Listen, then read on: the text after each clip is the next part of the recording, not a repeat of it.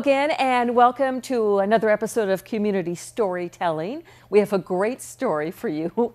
Kristy Cross.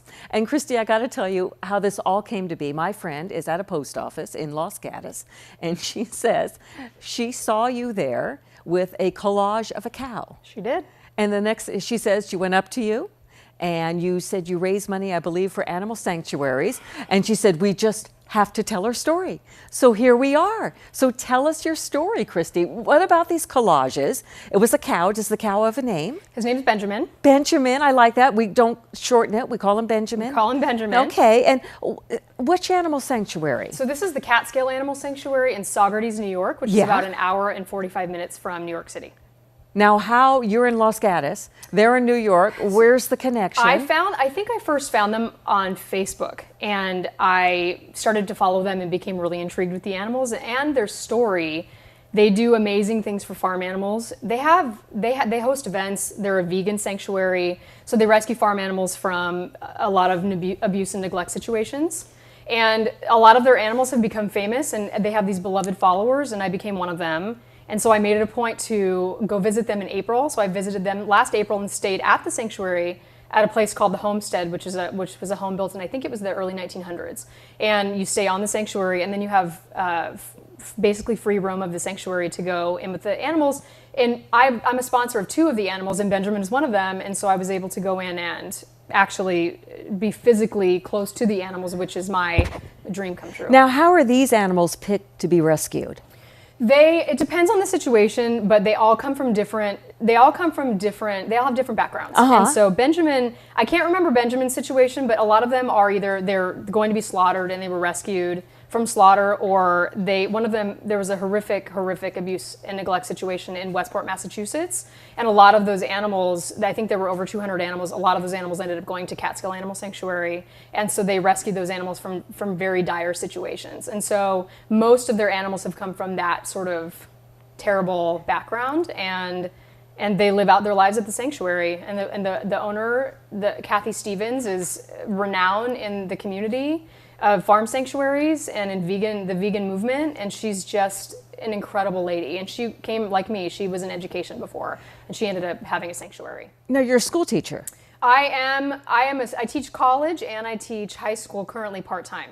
Wow. Yeah. And you have time to make collages. So tell us about a collage. I wouldn't even know how to make a collage. So basically, I was at an art event in, I think it was Asheville, North Carolina, or I think you get around. I do. I try. And I saw a piece of a dog. Someone did I'm a huge dog lover as well. And I saw a collage of a dog with tissue paper. And I thought, I want to try that. And I had not formerly been an artist. And so I thought, I was inspired. I was moved by that piece. So I thought, I'm going to get some canvas, and I'm going to try this out. And so I did two collage with magazine clippings of two different dogs, some of my best friend's dogs. And they turned out really well. And I thought, and it was just a kind of gridding out on a canvas the photo that you want to use. It's made from a photo, drawing it out, and then putting those clippings on in a way that makes it make sense and come to life. And the dog photos turned out so well that I thought I really would love to try the farm animals and possibly do this as a gift to the sanctuary to get some donations for them. Amazing. So you make them here, you mail them back east? I do. And they're selling? And they're the first beautiful. One, thank you. The first one did sell at their Sunset Stroll event for $125, which moved me to tears, actually, because I thought this could be a thing that works and that could get donations for the animals. Because as one person, I'm always thinking of what can I do to help more from this place that I live right now in Los Gatos, not being in close proximity to many sanctuaries, not being able to volunteer all the time at many sanctuaries. What can I do for this movement that I feel so passionate about?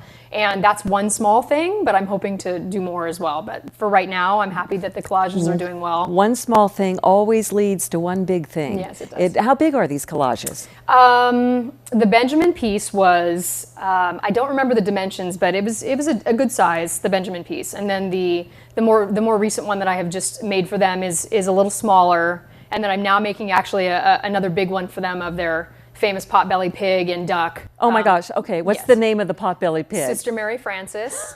I don't want to know. She is great. I don't know how she got such a We'll leave it at Catholic that. name. Yeah.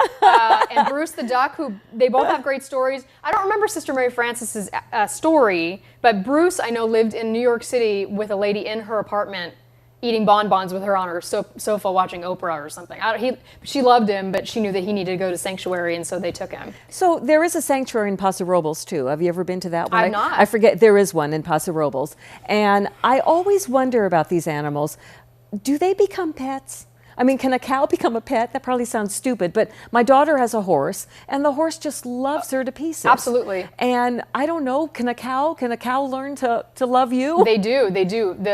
I encourage everyone to visit a farm sanctuary because they have these animals that they're so loving and they're so wonderful. I actually have a photo that I will share with you. You might want to share it for this program, but it's a photo of me kissing on the mouth a cow at the Catskill Animal Sanctuary, and he's literally kissing me back. Like Was it Benjamin? It's not Benjamin. Oh. It's Amos. Amos. And Amos loves to give kisses. And they have another cow named Tucker who loves children. So these are very sentient, loving beings that are at these sanctuaries. Even though they've had a hard life, they're very trusting, they're very loving, and they make amazing, like dogs would. I wouldn't say pets because they're not going to sleep in your bed. Although I probably would have a cow that would sleep be in a my little bed. difficult. I don't know. That might be. I don't know. One day I can envision having a cow sleeping in my bed. California King. I do not think that cow is going to fit in that. I don't know. Maybe just a small calf could sleep in my bed. I'm the kind of person that would have something weird like that happen. But I think they do make wonderful pets, and they're very, very loving and wonderful. And people don't see them as that. People see them as their next meal. And I'm hoping that there's more of a movement, and it seems like there continues to be a movement of people recognizing them for what they are and being the loving, wonderful beings that they are, and that they're not just here to serve us, and that they're actually here to live with us. So if people want to either learn about the sanctuary or maybe even get in touch with you, what do you suggest? I don't know if you want everybody emailing you, but maybe you can give the name of the sanctuary. Absolutely. So it's the Catskill, Catskill Animal Sanctuary in Saugerties, New York.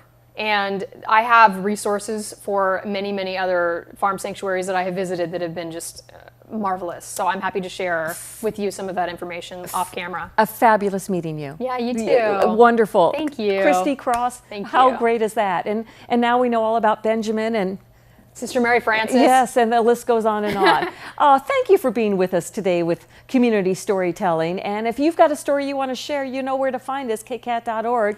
And of course, tune us in at KCAT TV 15.